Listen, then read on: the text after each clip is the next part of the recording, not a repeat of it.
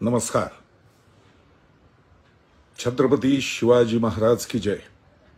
मी अभिनेता राहुल सोलापूरकर।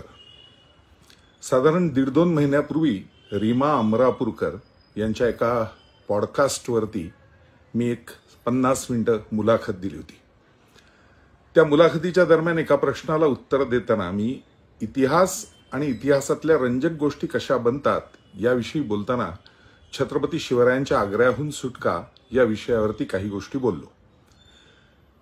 बिकानेरच्या राजवाड्यामधले काही पुरावे, राजस्थानची काही कागदपत्र, फारसी उर्दू अशा ग्रंथांमधले आणि औरंगजेबाच्या जवळच्या माणसांचे काही गोष्टी या ज्या वाचायला अभ्यासायला मिळालेल्या होत्या त्यामधल्या काही गोष्टी सांगून मी बोललो। आणि हे बोलताना महाराजांनी कोणाला रत्न दिली, कोणाला पैसे दिले, काय काय केलं हे सगळं याचं फक्त एकत्रीकरण करताना महाराजांनी इतर लोकांना औरंगजेबाच्या जवळच्या कशा पद्धतीने आपल्या बाजूला वळवून घेतलं आणि तिथनं स्वतःची सुटका करून घेतली हा विषय मांडताना मी लाच हा शब्द वापरला। साम दाम दंडभेद अशा चारही पद्धतीने छत्रपती शिवराय फार मोठे राज्यकर्ते होऊन गेले याविषयी मी वेगळं सांगायची गरज नाही।